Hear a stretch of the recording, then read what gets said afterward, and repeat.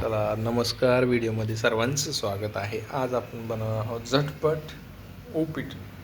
नाश्त्यासाठी खास लागणारं म्हणजे उपीट. त्यासाठी आपल्याला लागणार आहे टोमॅटो, कांदा बारीक केलेला, जरा भाजून घ्यायचे. पहिल्यांदा आपल्याला भाजून घ्यावं लागेल. त्यासाठी कढईमध्ये टाकून भाजून घ्यायचं. आपल्याला उपीट जेवढं करायचं तेवढं कढईमध्ये पहिल्यांदा भाजल्यानंतर तेल टाकायचे. असं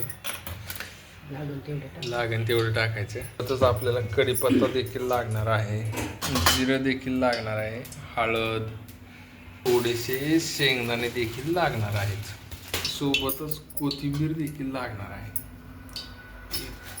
तेल तापवतं थांबायचे. कढईमध्ये टाकल्यावरती तेल, जिरे टाकून ठेवायचे पहिल्यांदा तेलामध्ये. नंतर कांदा टाकायचा आहे आणि लगेचच सोबत शेंगदाणे देखील टाकायचे. चमच्याने हलवून घ्यायचे. कढीपत्ता देखील टाकून घ्यायचा आहे. त्यानंतर टोमॅटो टाकून घ्यायचे आणि उलटाने हलवून घ्यायचे. यानंतर मिरचीचे तुकडे बारीक करून टाकायचे. जास्त मिरची टाकायची नाही, कारण तिखट होऊ शकतं उपीट. अशा प्रकारे मिक्स करून घ्यायचे सर्व.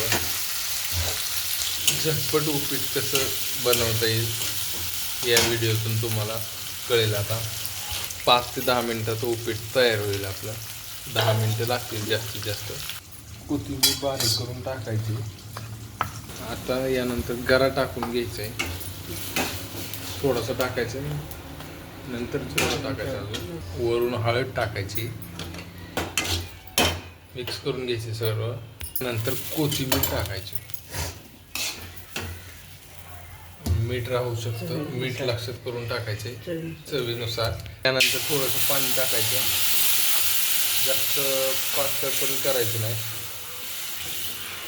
आता पातळ वाटत असेल पण याच्यात अजून छान तयार होईल. आता 5 मिनिटं थांबायचे, उपीट तयार होईल लगेच. अशा प्रकारे हलवायचे.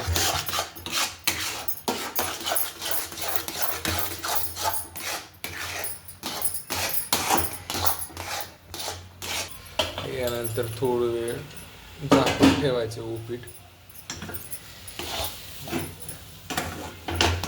5 मिनिटं बारीक गॅसवरती झाकून ठेवायचे.